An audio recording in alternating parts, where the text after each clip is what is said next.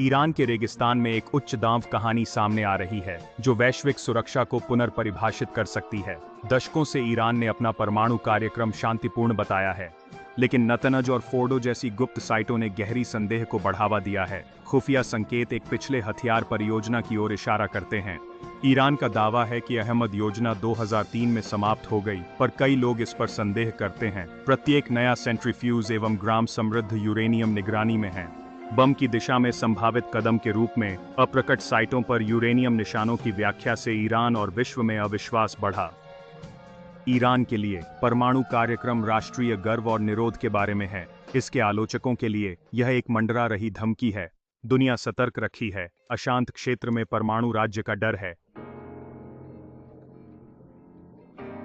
2015 में दुनिया ने ईरान के साथ एक समझौता किया। JCPOA कड़ी परमाणु सीमाओं और अभूतपूर्व निरीक्षणों के लिए प्रतिबंध राहत का आदान प्रदान करते हुए संक्षिप्त समय के लिए धमकी कम हो गई। ईरान ने अनुपालन किया और कूटनीति ने जीत दर्ज की। 2018 में संयुक्त राज्य ने वापस लिया, प्रतिबंध फिर लगाए और शांति तोड़ दी। ईरान ने समृद्धि बढ़ाकर और JCPOA सीमाओं को तोड़कर प्रतिक्रिया दी, पारदर्शिता की खिड़की को बंद करते हुए। दुनिया एक बार फिर ईरान के वास्तविक इरादों का अनुमान लगाने के साथ संकट में धकेल दिया गया। समझौते के विफल होने से वर्षों की प्रगति मिट गई। एक परमाणु शस्त्र ईरान के भय को पुनः जगाते हुए कूटनीतिक समाधान की आशा कम हो गई और इसके स्थान पर नया टकराव उभरा। मध्य 2025 तक ईरान का अत्यधिक समृद्ध यूरेनियम का भंडार दुनिया का। ईरान अब यूरेनियम को 60% तक समृद्ध करता है। हथियार योग्य स्तर से केवल एक छोटा तकनीकी छलांग है। विशेषज्ञों का कहना है कि यदि ईरान का समृद्धि जारी रहा तो उनके पास कई बमों की पर्याप्त सामग्री होगी। बिगड़ने का समय सप्ताहों में घटकर 20% पहुंच चुका है। 29% तक का अंतिम कदम जल्दी और गुप्त रूप से हो सकता है। ईरान अब एक परमाणु सीमा राज्य है। उसके पास ज्ञान और सामग्री है, केवल एक राजनीतिक निर्णय की कमी है। दुनिया का चेतावनी समय खत्म हो गया, प्रतिक्रिया का मौका नहीं। ईरान का दावा है कार्यक्रम शांतिपूर्ण, पर कम लोग विश्वास करते हैं। बम तक की बाधा अब तकनीकी नहीं बल्कि राजनीतिक है। समृद्ध यूरेनियम केवल समीकरण का हिस्सा नहीं है। हथियार बनाने की प्रक्रिया जटिल, गुप्त और उन्नत इंजीनियरिंग की मांग करती है। सटीक विस्फोटक और एक विश्वसनीय वितरण प्रणाली, चुनौतियां जिन्हें ईरान ने पूरी तरह से नहीं सीखा हो सकता। ईरान का मिसाइल कार्यक्रम उन्नत है, लेकिन एक युद्धोपकरण को मिसाइल से जोड़ना एक बड़ी तकनीकी बाधा है।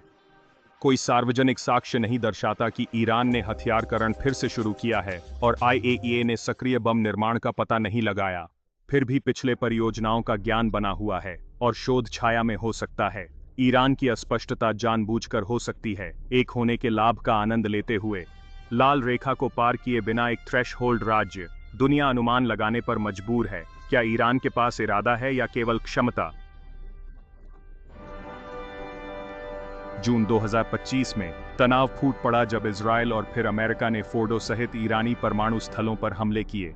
अमेरिका ने जीत का दावा किया, लेकिन लीक रिपोर्टों ने केवल सीमित क्षति दिखाई, शायद केवल एक अस्थायी बाधा। शायद उसने हमलों से पहले यूरेनियम छुपाकर मुख्य क्षमताएं संरक्षित कीं। ईरान ने अमेरिकी आधारों पर मिसाइल हमलों से प्रत्युत्तर दिया और IAEA के साथ सभी सहयोग को काट दिया, अपने कार्यक्रम को गहरे गोपनीयता में धकेलते हुए। संक्षिप्त संघर्ष नाजुक विराम पर समाप्त, लेकिन हमलों ने ईरान के संकल्प को मजबूत किया। सैन्य कार्रवाई ने खतरा खत्म करने ईरान को भूमिगत धकेल दिया और कूटनीति को कठिन बना दिया। तहेरण में कठोरतावादी अब केवल एक परमाणु निवारण सुरक्षा सुनिश्चित कर सकता है। दुनिया एक अधिक दृढ़, कम पारदर्शी प्रतिद्वंद्वी का सामना कर रही है। हमलों के बाद ईरान एक परमाणु सीमा राज्य बना हुआ है, क्षतिग्रस्त लेकिन न डगमगा। गुप्त बातचीत जारी है, लेकिन विश्वास टूट चुका है। ईरान समृद्धिकरण के अधिकार मांगता है, अमेरिका शून्य समृद्धिकरण पर जोर देता है। IAEA की पहुंच कटी, दुनिया अंधेरे में है। गलत आकलन और संघर्ष के जोखिम को बढ़ाते हुए केंद्रीय प्रश्न, क्या ईरान ने बम बनाने का निर्णय लिया है या यह